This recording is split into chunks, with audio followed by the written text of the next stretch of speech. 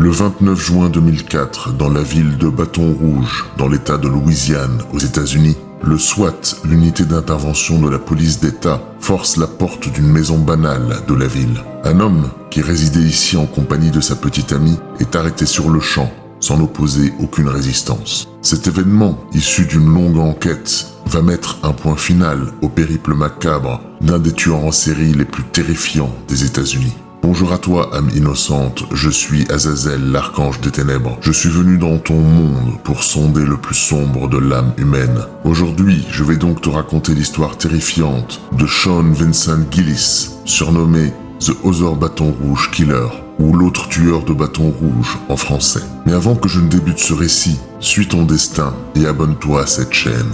L'heure est maintenant venue de plonger avec moi dans les abîmes.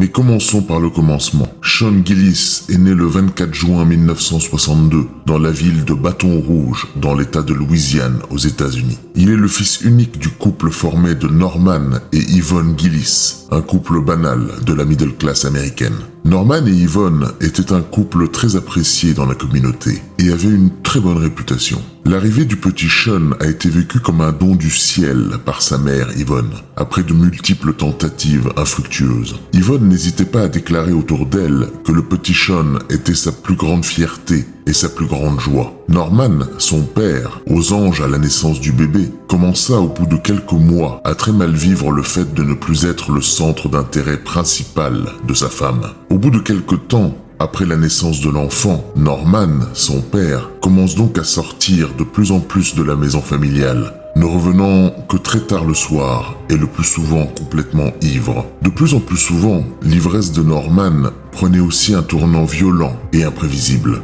jusqu'au jour où un drame fut évité de peu. En effet, un jour de juillet 1963, Yvonne, la mère de Sean, rentre d'une course et découvre son mari Norman, totalement ivre et portant une arme dans la main. Celui-ci, dans un état second, menaçait le petit Sean, alors âgé d'1 an, de son arme, en hurlant vouloir le tuer et ensuite tuer sa femme. Totalement surprise, mais gardant son sang-froid, Yvonne réussit à profiter d'un moment d'inattention de son mari pour le faire tomber au sol, de s'emparer du petit Sean et de s'enfuir de la maison avant d'appeler la police de chez un voisin. Norman, le père de Sean, sera alors arrêté sur le champ et sera plus tard interné en hôpital psychiatrique. À partir de cet instant, Sean ne reverra plus son père avant l'âge de 17 ans. Il est bien entendu très peu probable que Sean puisse se souvenir de cet événement. Cependant, les psychiatres qui travailleront sur le cas de Sean Gillis plus tard émettront la possibilité que la santé mentale de Sean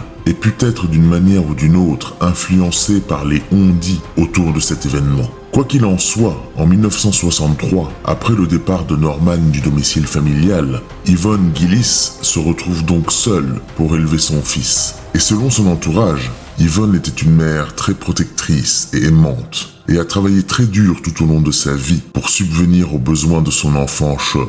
Et de son côté, Sean adorait sa mère. Mis à part cet événement dramatique, rien de particulier n'est à signaler concernant Sean. C'est un enfant joyeux et qui semblait être équilibré. Sa mère disait autour d'elle que son fils était un enfant bien élevé et très intelligent. En 1968, alors âgé de 6 ans, Sean intègre la Sharon Hill Elementary School à Baton Rouge. Son parcours scolaire débute tout à fait normalement. Il était vu comme un élève studieux et sage, peut-être un peu solitaire, mais rien de vraiment très alarmant sur ce point. En effet, il n'était pas complètement isolé et réussissait à se faire des amis malgré tout. D'ailleurs, un de ses meilleurs amis de cette époque, John Green, se rappelait de lui comme quelqu'un de très intelligent, respectueux des adultes et avec un très bon sens de l'humour. À la maison, tout semblait aussi se passer normalement. Sa mère racontera l'avoir réprimandé qu'une seule fois avec une fessée durant son enfance, mais que globalement, il était un enfant toujours très sage. Malgré cette façade tout à fait normale, Sean commençait cependant à développer en lui et secrètement une fascination pour la mort et le macabre. En effet, alors âgé de 13 ans, en 1975, il se faufile, lui et son cousin, dans un funérarium et grimpe dans des cercueils pour jouer. Autre fait marquant, Sean avouera plus tard que durant cette escapade, il avait imaginé ce que cela ferait de tuer son cousin ce jour-là. Mais cette idée ne sera que passagère, toujours selon les dires de Sean Gillis lui-même. En 1976, alors âgé de 14 ans, Sean Gillis intègre la Redemptorist High School à Baton Rouge pour débuter ses études secondaires. Au bout de quelques jours de classe, Sean fera la rencontre de John Rosas, qui deviendra très vite son meilleur ami, au même titre que John Green. Au contact des deux jeunes hommes, Sean, en plus de son obsession pour le morbide, va développer en parallèle une fascination pour l'occulte. Et c'est ainsi que les trois jeunes hommes vont de nombreuses fois se faufiler dans des messes noires pour en observer les rites et les pratiques de ses membres. Sean Gillis dira plus tard qu'il aimait ressentir cette sensation de peur l'envahir. Les amis vont aussi beaucoup sortir et commencer à commettre de petits larcins, et vont aussi commencer à consommer de l'alcool et de la drogue. Bien entendu, toutes ces pratiques se feront en douce, et à aucun moment la mère de Sean n'en aura connaissance. Selon les psychiatres qui étudieront le cas de Sean Gillis plus tard, l'adolescence de Sean a été un tournant. C'est à cet âge-là que son état mental commençait à se déstabiliser et que la barrière entre le bien et le mal, et entre le calme et la violence, commençait aussi à s'effriter. Un événement en 1977 va venir appuyer cette analyse. Un soir de juin 1977 donc, Sean sera observé par une voisine de la famille, Caroline Clay, dans une situation très particulière. Celle-ci déclarera avoir été réveillée à 3 heures du matin par un bruit sourd venant de la rue. Elle se lève et regarde par la fenêtre. Elle surprend Sean Gillis en train de détruire violemment des poubelles dans la rue et en hurlant. La raison de sa colère était un mystère, mais la violence était clairement en lui. Une autre fois, la même voisine surprend Sean Gillis en pleine nuit, couché sur le gazon devant sa maison et hurlant à la lune. Malgré tout cela, la vie continuait pour Sean sans autre événement marquant. À l'école, tout se passait normalement aussi. Un de ses professeurs, Robert Bum, se rappelait de lui comme un élève peu populaire, même un peu marginal. Mais malgré cela, comme un élève normal et ayant des résultats dans la moyenne. Il se souvenait aussi qu'il ne posait pas de problème en classe, mais qu'il sentait qu'il était tiraillé intérieurement et qu'il cachait une grande colère en lui. En 1979, le grand-père paternel de Sean décède. Cet événement va mener Sean à revoir son père pour la première fois depuis son départ, et ils vont commencer à développer une certaine complicité. En 1980, Sean Gillis, alors âgé de 18 ans, sort diplômé de la Redemption High School et décide de rentrer dans la vie active. Et il commence donc à multiplier les petits boulots temporaires. La même année, en 1980, Sean sera arrêté par la police pour une tentative d'effraction dans une des maisons du voisinage. Mais il sera libéré le même jour. Sean Gillis déclarera plus tard qu'à cette période, il sortait très souvent la nuit pour observer des femmes par les fenêtres de leur maison. Cette même année, un événement va marquer très profondément Sean.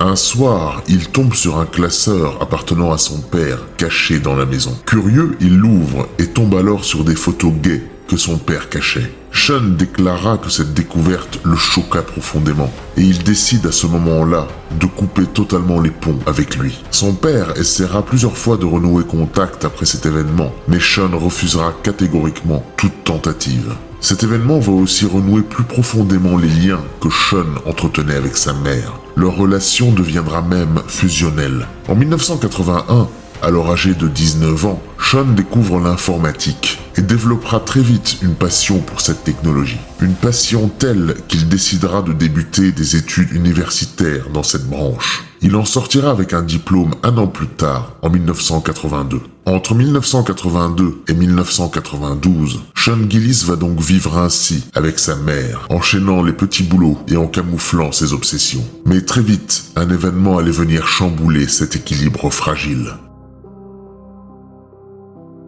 Nous sommes maintenant en 1992 et Sean a 30 ans. Jusque-là, il vivait avec sa mère et entretenait avec elle une relation fusionnelle. Mais un jour, tout allait changer. Un jour d'octobre 1992, Yvonne, la mère de Sean, reçoit une proposition de travail dans la ville d'Atlanta, dans l'État de Géorgie, aux États-Unis. Une opportunité qu'elle ne pouvait en aucun cas refuser. Elle décide d'en parler à Sean et lui propose même de venir avec elle. Sean, totalement surpris, refuse de l'accompagner. Ils décident de rester dans leur maison de Bâton Rouge. Yvonne accepte et lui propose de continuer de payer le loyer de la maison de Bâton Rouge afin que Sean n'ait pas à s'en soucier. Et c'est ainsi que du jour au lendemain, Sean se retrouve seul dans cette grande maison. Il était non seulement seul, mais en plus empli d'aigreur. Il en voulait terriblement à sa mère de l'avoir abandonné. Eux qui avaient développé une relation tellement fusionnelle. Aigri et plein de colère, Sean va s'isoler et va plonger de plus en plus dans sa passion, l'informatique. Petit rappel historique, le début des années 90 coïncide aussi avec une révolution informatique. Le développement chez les particuliers d'Internet. Sean, déjà passionné d'informatique, plonge pleinement dans ce nouveau réseau de communication et sans réelle limite. Et très vite, lui, seul dans cette grande maison et avec Internet en main, ses pulsions vont très vite se réveiller et le consumer de l'intérieur. À partir de cet instant, il passera la plupart de son temps sur des sites à caractère sexuel, mais aussi il commencera à nourrir son obsession pour le macabre en visitant des sites internet montrant des scènes de crime. Mais jusque-là, cela lui suffisait amplement. La même année, Sean sera arrêté par la police en flagrant délit de voyeurisme. En effet, il se trouvait en pleine nuit dans le jardin d'une maison de son quartier, en train de scruter une femme par la fenêtre. Il se justifiera en disant qu'il ne faisait que chercher son chat, et il sera libéré dès le lendemain. Entre 1992 et 1994, Sean continuera sa vie de cette manière, entre petits boulots,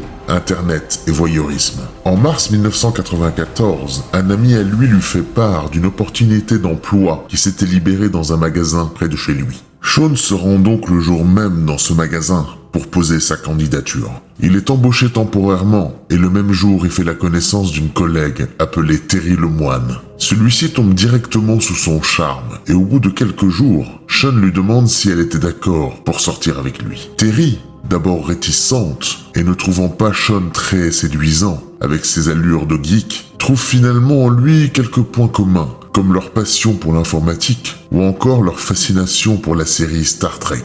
Les semaines passant, Terry et Sean se rapprochent de plus en plus et finissent par envisager de se mettre en couple. Terry, étant récemment divorcée d'un mariage violent et chaotique, dira plus tard qu'elle avait à cette époque du mal à refaire confiance aux hommes. Elle décide donc de tester Sean pour savoir si elle serait en sécurité avec lui et que, par conséquent, il pourrait réellement entretenir une relation sérieuse. Un soir, elle simule donc une dispute et gifle Sean pour voir sa réaction. À sa grande surprise, Sean ne va pas avoir de réaction violente en retour. Au contraire, il va plutôt fondre en larmes. Terry, totalement surprise et attendrie par la réaction de Sean, conclut donc que son test avait réussi et que Sean était un homme de confiance et qu'il ne lui ferait jamais de mal. À partir de cet instant, Terry et Sean se promettent une vie de couple heureuse, sans plus aucune violence. Le début d'une belle aventure en somme. Si seulement cette histoire pouvait se finir ainsi. Mais malheureusement, le destin de Sean Gillis était déjà tracé, et le monstre n'allait pas tarder à se réveiller et semer la mort sur son chemin. À quelques minutes de la maison de Sean Gillis se trouvait une maison de retraite nommée St. James Place, un lieu calme dans lequel les résidents passaient du très bon temps et dans lequel le suivi médical était sérieux et reconnu. Le 20 avril 1994, une des résidentes de cette maison de retraite, nommée Anne Bryan, 82 ans, commençait sa journée. De l'avis de tous, Anne était une dame pleine de vie, portant un sourire constant sur son visage. Comme à son habitude, Anne commence sa journée par contacter ses enfants et ses petits-enfants. Puis plus tard dans la journée, elle se dirige vers la salle commune pour passer du temps avec ses amis. Puis plus tard, l'heure du dîner approche et elle décide de dîner au calme dans sa chambre. Vers 19h, Anne dîne donc dans sa chambre. Puis vers 22h, comme à son habitude, elle décide d'aller se coucher, laissant la porte de sa chambre entrouverte pour que les infirmières puissent passer plus tard ou le lendemain pour lui donner ses médicaments. Mais ce 20 avril 1994, la nuit d'Anne Bryan n'allait pas se passer de manière paisible. Dans la nuit du 20 au 21 avril 1994, Sean Gillis allait entrer dans la chambre d'Anne alors que celle-ci dormait. Il ferme la porte derrière lui et se jette sur elle. Durant son attaque, il va tenter d'abuser d'elle avant d'abandonner son projet devant les cris de la femme. Il décide donc de la tuer avec son couteau. Il la poignardera 47 fois avant de se relever calmement, de se retourner et de quitter la chambre, laissant le corps sans vie de la femme derrière lui. La scène de crime sera découverte le lendemain matin par une infirmière qui venait lui déposer ses médicaments. Elle appellera la police qui viendra sur le champ. Sur place, la police ne récoltera que très peu d'indices. L'enquête débouchera sur une impasse car aucun témoin ne se manifestera et aucun mobile ne pourra être trouvé. À ce stade, la police n'avait bien entendu aucun suspect. Début 1995, Sean Gillis et Terry Lemoine, dans une idylle naissante, décident d'emménager ensemble. Quelques jours plus tard, Terry s'installe donc chez Sean. À partir de cet instant, Sean ne va plus tuer. Il dira plus tard qu'à cette période de sa vie, il était heureux et qu'il ne ressentait absolument pas le besoin de soulager ses pulsions. Quelques mois après l'arrivée de Terry dans la maison de Sean, elle commence néanmoins à découvrir les obsessions de son petit ami. Elle découvre, en le surprenant, que Sean avait une addiction sérieuse pour les sites de charme. Elle en conclut que cela était une des raisons pour lesquelles Sean ne voulait jamais avoir de relation intime avec elle. Même si cela la dérangeait, elle décide néanmoins d'ignorer cette addiction. Quelques semaines plus tard, Terry va découvrir une autre addiction de son petit ami. Celle pour des sites présentant des photos de scènes de crimes et de cadavres. En effet, un jour, Sean appelle Terry en lui disant qu'il voulait lui montrer quelque chose. Lorsque celle-ci arrive à côté de lui, Sean lui montre alors les photos d'un corps de femme décédée qu'il avait trouvé sur internet. Terry, surprise et choquée, lui demande de supprimer la photo et Sean s'exécute en éclatant de rire. Là aussi, Terry ne relèvera pas plus que cela cet événement, et leur vie de couple va continuer normalement. Terry racontera plus tard que Sean était un petit ami très attentionné. Il était doux avec elle et lui rendait de très nombreux services. Terry ayant des horaires décalés au travail, Sean l'a déposé par exemple tous les soirs à son travail en voiture. Et les années vont passer et Sean va rester dans l'ombre, profitant en toute sérénité de sa vie de couple. Il semblait s'être rangé, mais comme vous vous en doutez, le monstre n'allait pas tarder à se réveiller. En 1998, le couple commence naturellement à rentrer dans une sorte de routine. Et bien entendu, les pulsions de Sean vont refaire leur apparition. De plus en plus souvent, Sean Gillis errait seul avec sa Chevrolet Cavalier blanche à la recherche de victimes potentielles. Et le jour où il passera à l'action va inévitablement arriver. Le 4 janvier 1999, Sean Gillis repère sur le trottoir Catherine Hall, 29 ans, une prostituée de Bâton Rouge. Il s'arrête à son niveau et après quelques minutes de discussion, Catherine monte dans sa voiture. Après quelques minutes de route, il s'arrête dans un endroit isolé, puis se jette sur Catherine avec un serre-câble en nylon en main, tentant de le lui placer sur le cou pour l'étrangler. Mais la jeune femme réussit à contrer l'attaque de Sean. Sean, furieux, sort alors son couteau et poignarde Catherine Hall de 16 coups de couteau, avant d'aller déposer le corps dans une impasse et de le mutiler. Comme un pied donné à la police, il déposera le corps dans une impasse au pied d'un panneau sur lequel était écrit « Dead End », soit « impasse » en français, mais qui, s'il est traduit littéralement, veut dire « fin morte ». Quel sens de l'humour incroyable. Le corps de la jeune femme sera retrouvé le lendemain. Arrivé sur les lieux, la police va trouver le manteau de la jeune femme, ainsi que quelques effets personnels, mais ne trouveront aucun indice les menant à un suspect solide. Le 30 mai 1999, Sean Gillis étant parti en chasse avec sa voiture au nord de Bâton Rouge, repère Hardy Schmidt, 52 ans, en train de faire un footing sur le trottoir. Il décide en la voyant quelle serait sa prochaine victime. Hardy Schmidt était une mère de famille avec 3 enfants et était très appréciée dans la communauté. Sean Gillis passe donc à l'action et la renverse avec sa voiture avant d'en sortir et de se jeter sur elle et de l'étrangler avec un serre-câble. Après l'avoir tuée, il va l'emmener dans un endroit isolé avant d'abuser du corps. Il va ensuite remettre le corps dans le coffre de la voiture avant de rentrer chez lui. Le lendemain, L'heure arrive de conduire sa petite amie Terry au travail. Lorsque Terry monte dans la voiture, elle sent tout de suite une odeur bizarre, une odeur nauséabonde. Elle confronte directement Sean concernant cette odeur. Celui-ci lui répond qu'il avait renversé un animal la veille et que l'odeur en question venait de là forcément. Convaincu, Terry ne posera pas plus de questions à ce sujet. Après avoir déposé Terry au travail, Sean va aller se débarrasser du corps de Hardy Schmidt qui était toujours dans le coffre de sa voiture sur un terrain vague au nord de Bâton Rouge. Là aussi, la police ne trouvera que très peu d'indices. Et bien entendu, aucun suspect ne sera nommé à ce stade. Et Sean Gillis continue donc sa vie tranquillement. Le 12 novembre 1999, Sean, en chasse dans le nord de Bâton Rouge, repère Joyce Williams, 36 ans, sur le bord de la route. Joyce Williams était une prostituée de Bâton Rouge. Il s'arrête donc à son niveau et après un bref échange, la jeune femme rentre dans sa voiture. Après quelques minutes, Sean Gillis s'arrête dans un endroit isolé, puis étrangle Joyce Williams. Après avoir fini, il met le corps sans vie de la femme dans le coffre de sa voiture et roule en direction de sa maison. Arrivé sur place, Sean transporte le corps de la femme dans la cuisine de sa maison et commence à mutiler son corps, à même le sol de la cuisine. C'est à ce moment qu'il va s'adonner pour la première fois au cannibalisme, en goûtant des parties du corps de la femme. Il dira plus tard qu'il avait essayé par curiosité, mais qu'il n'aimait pas vraiment le goût de la chair humaine. Après avoir fini de le mutiler, Sean met le corps dans des sacs et nettoie la cuisine avant de déplacer le corps dans le coffre de sa voiture et d'aller chercher sa petite amie au travail.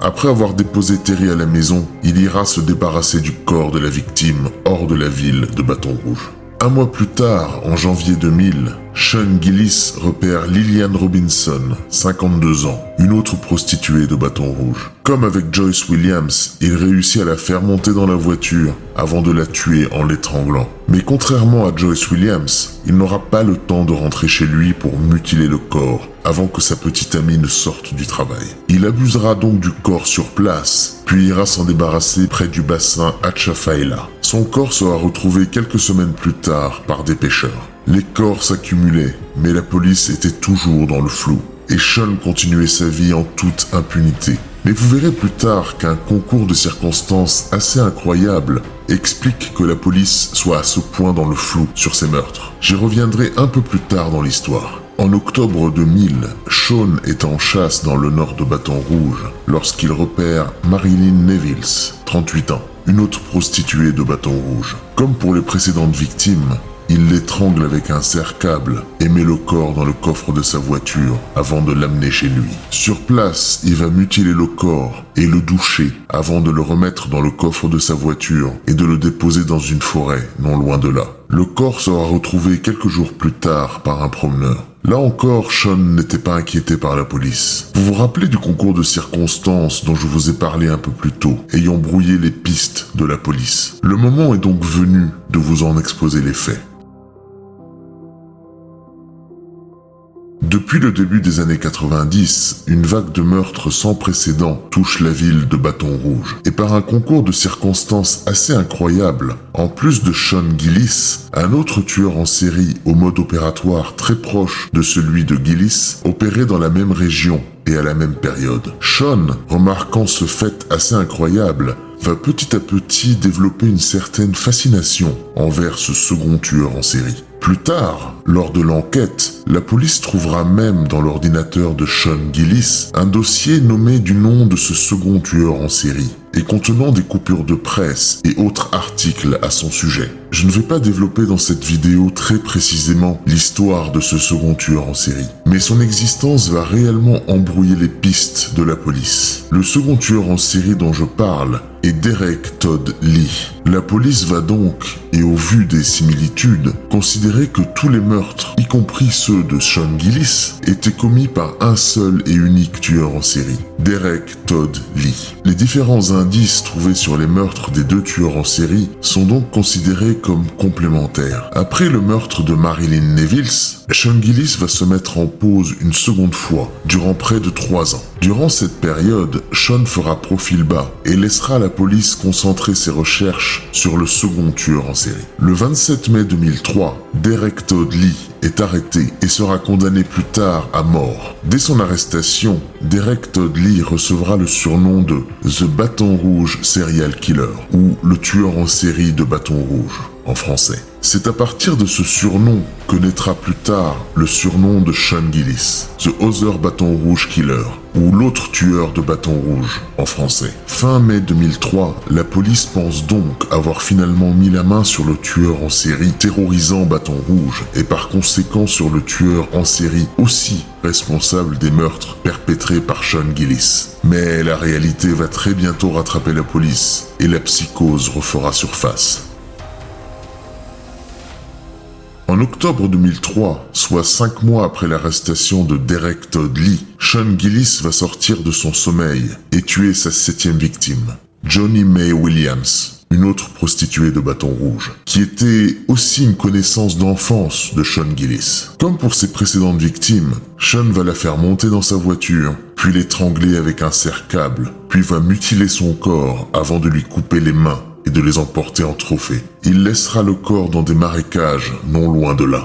Il ramènera les mains de Johnny May Williams chez lui et leur mettra du vernis à ongles, comme il le dira lui-même plus tard, avant de s'en débarrasser quelques jours plus tard. Charmant, n'est-ce pas? L'enquête de la police ne permettra pas de lier ce meurtre au précédent. Il y avait très peu d'indices et la police optera plutôt sur le cas d'un meurtre isolé. Le 26 février 2004, Sean Gillis repère Donna Bennett Johnson, 43 ans, marchant sur la route. Donna était aussi une prostituée de Bâton Rouge. Vous devinez la suite. Il réussit à la convaincre de monter dans sa voiture, puis l'emmène dans un endroit isolé, puis l'étrangle à mort, avant de mutiler atrocement son corps et de se débarrasser de celui-ci dans des marécages, quelques kilomètres plus loin. Après avoir mutilé son corps, Sean Gillis va prendre le temps de sortir son appareil photo et va prendre près de 50 clichés du corps avant de rentrer chez lui. La série avait repris de plus belle et les crimes étaient de plus en plus terribles. À ce stade, rien ne semblait pouvoir arrêter le périple macabre de Sean Gillis. Mais pourtant... Après le meurtre de Donna Bennett Johnson, la police commençait à se rendre compte que quelque chose devait clocher dans leur raisonnement. Un indice important allait apparaître dans la dernière scène de crime et qui allait être décisif pour la conclusion de cette enquête. En effet, sur la scène de crime de Donna Bennett Johnson, un agent de la police scientifique remarque une trace de quelques centimètres près du lieu où le corps a été retrouvé. En s'approchant, le policier remarque que la trace en question était une marque de pneu. Convaincu que cet indice pouvait avoir une grande importance, celui-ci prend la marque en photo et en réalise un moulage. La police scientifique va alors comparer cette trace de pneus avec leurs archives et un élément va leur sauter aux yeux. Les mêmes traces de pneus avaient été retrouvées sur la scène de crime de Catherine Ann Hall en janvier 1999. Ils se rendent aussi compte que les traces de pneus étaient ceux d'un modèle très peu courant, dont les ventes représentaient à peine quelques centaines de ventes dans toute la région de Bâton Rouge. Cet élément de preuve raccordant les meurtres de Donna Bennett Johnson et celui de Catherine Ann Hall remettait totalement en cause le fait qu'un seul tueur en série sévissait dans la région depuis les années 90. Le 3 mars 2004, la police met donc en place un groupe de travail totalement dédié à la recherche de ce second tueur en série et vont inclure dans leur recherche les 2 derniers meurtres similaires depuis l'arrestation de Derek Todd Lee, c'est-à-dire les meurtres de Johnny May Williams et celui de Donna Bennett Johnson, et bien entendu le meurtre de Catherine Ann Hall datant de 1999, relié par la trace de pneus à celui de Donna Bennett Johnson. En parallèle, la police compare les données ADN des 3 affaires et le retour du laboratoire conclut que les 3 scènes de crime représentaient toutes les 3 un ADN commun, mais non identifié car non présent dans les fichiers de la police. Pour faire avancer l'affaire, la police va aussi se pencher sur les traces de pneus eux-mêmes et rechercher toutes les personnes ayant acheté ce modèle de pneus très spécifique. Parmi la liste des quelques centaines de personnes qui en ressort, un nom va attirer leur attention. Celui de Sean Vincent Gillis, car il avait non seulement acheté ce modèle de pneus, mais il connaissait aussi une des victimes, Johnny May Williams. Le détective Jeff Medvin de la police de Bâton Rouge se rend donc le 28 avril 2004 au domicile de Sean Gillis. Durant cette rencontre, Gillis va accepter de donner son ADN et va aussi accepter d'accompagner les policiers au poste de police pour répondre à quelques questions. Lors de cet interrogatoire, Sean Gillis va nier avoir le moindre lien avec les meurtres. Mais lors de cet interrogatoire, de nombreuses incohérences vont apparaître, ce qui va augmenter davantage les soupçons de la police. Après quelques heures d'interrogatoire, Sean Gillis est finalement relâché faute de preuves et celui-ci rentre chez lui. Mais le même soir, les résultats d'ADN arrivent au bureau du détective Medvin. L'ADN de Sean Gillis correspondait à l'ADN inconnu retrouvé sur les lieux des crimes de Donna, Johnny et Catherine. Il ne faisait plus aucun doute, ils tenaient leur tueur. Le périple macabre de Sean Gillis allait s'arrêter là. Le 29 avril 2004, le SWAT, qui est l'unité d'intervention de la police de Bâton Rouge, intervient au domicile de Sean Gillis. Il fracture la porte et arrête Sean Gillis sans aucune résistance et sous les yeux médusés de sa petite amie Terry Lemoine. Celle-ci, sous le choc, demandera même à un des policiers ce qu'ils étaient venus faire. Et le policier lui répond « Vous n'étiez pas au courant que vous viviez avec un tueur en série ?» Après son arrestation, Sean Gillis est emmené en garde à vue, durant laquelle il sera interrogé. Au bout de quelques heures, Sean lève le voile et commence à avouer les 3 meurtres de Donna Bennett Johnson, Johnny May Williams et Catherine Ann Hall, en donnant tous les détails dont il se souvenait. Il avouera aussi les 5 meurtres de Anne Bryan, Hardy Schmidt, Joyce Williams, Lillian Robinson et de Marilyn Neville. En parallèle, la police commence une perquisition au domicile de Sean Gillis. Ils trouveront de nombreuses photos de ses victimes, ainsi que le matériel lui ayant servi pour ses différents meurtres. Le 10 juin 2004, Sean Gillis est inculpé de 8 chefs d'accusation de meurtre au premier degré. Le procès de Sean Gillis débute le 21 juillet 2008. Durant le procès, la défense tentera d'annuler les confessions faites par Sean Gillis durant son interrogatoire, plaidant la démence. Mais ces arguments de la défense ne seront pas retenus. Le 31 juillet 2008, le jury se retire pour délibérer. Après quelques heures de délibération, le jury rend son verdict et déclare Sean Gillis coupable de tous les chefs d'accusation. Sean Gillis sera condamné à la prison à perpétuité sans possibilité de libération conditionnelle. Sean Gillis purgera sa peine dans la prison d'État de Louisiane. Il est d'ailleurs toujours en vie actuellement et est toujours incarcéré dans cette même prison. De nombreuses questions restent en suspens concernant Sean Gillis. Tout d'abord sur le nombre réel de ses victimes. Selon les dires des psychiatres qui étudieront le cas de Sean Gillis, au vu de la violence et du sadisme de ses meurtres, il est peu probable qu'il n'ait pas tué plus de personnes. La seconde question qui se pose naturellement est le déni aveugle de sa copine Terry Lemoine. Est-il vraiment possible qu'elle n'ait vraiment rien remarqué durant les 9 années de vie commune avec Sean ? Quoi qu'il en soit, il est peu probable que nous ayons un jour des réponses à ces questions, Sean se cloîtrant dans un mutisme quasi total depuis son incarcération.